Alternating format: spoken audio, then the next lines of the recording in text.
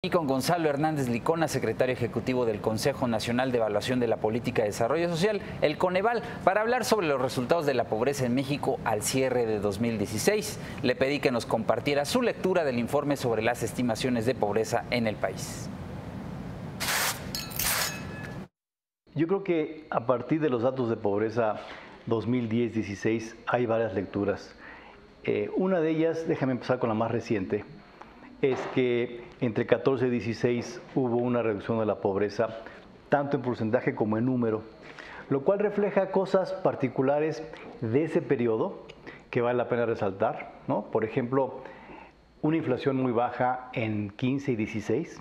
En 16 teníamos meses con inflación de menos de 3%. Una dinámica del empleo que creció y sigue creciendo, no de manera espectacular, pero sí de manera moderada, creación de empleo formal.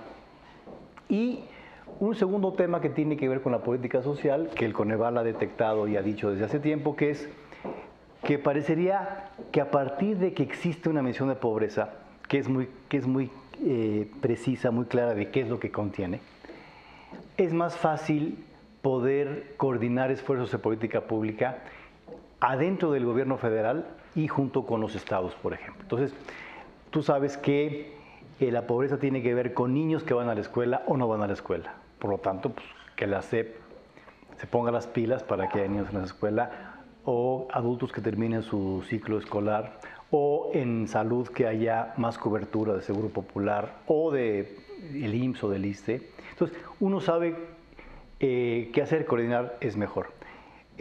Cuando veo uno a largo plazo, la historia cambia un poquito porque ya en largo plazo, bueno, el 2010 a 2016, ya vemos en caso de la pobreza, que la pobreza en número pues, subió 600,000 personas entre 2010 y 2016, lo cual nos recuerda que el combate a la pobreza es un combate de largo aliento, es un combate que no la ganamos en un año solito, que la ganamos con varios años como 2014-16. Entonces el gran reto es cómo darle a México el seguimiento de los últimos 2 años y no de los últimos 10 años. Entonces ese balance está ahí con un matiz en el caso de la pobreza extrema que sí quisiera resaltar, porque la pobreza extrema en porcentaje, la pobreza extrema en número de personas en pobreza extrema sí viene bajando 10, 12, 14, 16. Esa historia también hay que contarla, hay que decirla, porque parecería que ahí los vaivenes de la economía, que por supuesto están ahí presentes, se han compensado con una política social seguramente más focalizada a la población que menos tiene. Entonces, esa historia de la pobreza extrema me parece que es un elemento que también hay que mencionar. Le pregunté si es un buen avance tener casi 2 millones de pobres menos en 2 años, porque faltarían 50 años para abatir la pobreza en México. Ese año es bueno, pero ni siquiera ese ritmo solito nos alcanzaría para poderla reducir en mucho tiempo, porque además tus cuentas no toman el pasado. Si tomas el pasado, los años para reducirla serían todavía mayores.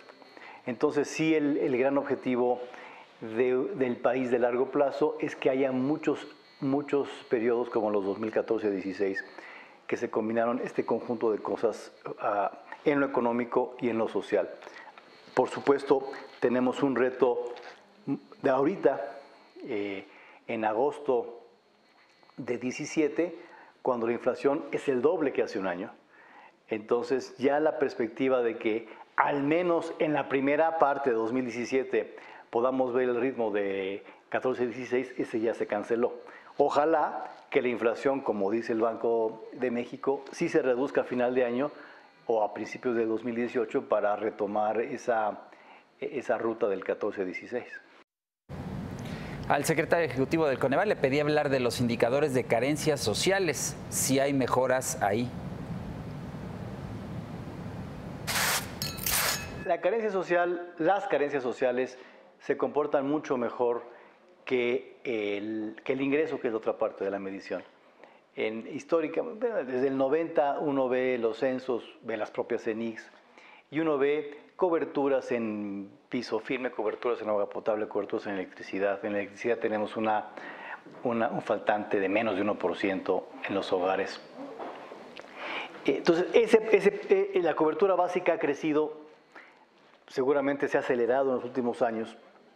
Entonces ahí, cuando uno presenta las cifras de pobreza, las carencias en general tienden a bajar, lo cual pues, es una buena noticia, lo cual implica que hay una parte de la política pública que está dando resultados, al menos en las coberturas.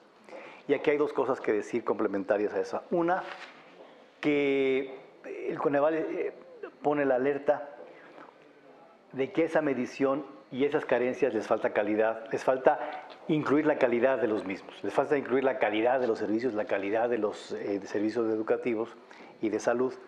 Entonces, si bien la cobertura de estos dos rubros ha crecido, no ha crecido a la par la calidad, no está metida en esta medición de pobreza, pero hay que alertar que ese elemento de calidad que nos da o nos puede dar el acceso efectivo a los derechos, hay que tomarlo en cuenta de alguna manera. A Gonzalo Hernández le comenté que las desigualdades regionales nos siguen hablando de dos Méxicos o de muchos Méxicos. Esto me dijo. Creo que son varios Méxicos, al menos hay dos. Uno que se refiere al sur-sureste y el resto de la población. El sur-sureste, a pesar de los avances, a pesar de que en Chiapas y en Oaxaca y en Guerrero la pobreza extrema siguió bajando, que eso hay que reconocerlo, sí la pobreza más amplia o la actividad económica más amplia o los servicios a la población más amplios, pues falta mucho por hacer, sobre todo la parte económica. Sí ahí no hemos encontrado la fórmula como país o como estado, como estados, de poder tener esta fórmula del crecimiento económico, de la actividad económica, del valor agregado, que los estados del norte, por muchas razones, han tenido mucho más claramente, ¿no? Tú ves las cifras estas y otras del pasado, en donde Baja California, Nuevo León, Quintana Roo, que no está en la frontera, pero casi es como si estuviera en la frontera, Guanajuato, han sido estados muy abocados a la generación de valor agregado económico y a la venta del mismo en mercados nacionales e internacionales. Por situación geográfica, por historia, por empuje de los empresarios locales. Esa historia en el sureste no está. Sacar un producto de venta del centro de Chiapas a la Ciudad de México es todo un reto. Ya no digamos a Florida, ya no digamos a Estados Unidos. Entonces, sí, la búsqueda de mercados, la búsqueda de productos de venta de mercados, y lo digo con esas palabras porque la economía tiene mucho que ver con el tema de reducir la pobreza, esa parte en el sur-sureste pues, todavía nos falta un chorro. Y por último le pregunté cuáles son los retos en el combate a la pobreza. Los hemos dibujado en la plática, pero subrayo algunos.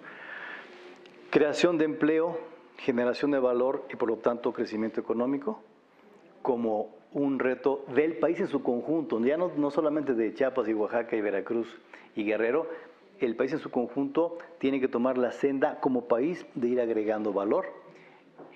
Hay estados que han sido mejores, Querétaro, Guanajuato, el norte, pero como país, ¿cómo agregarlo todo?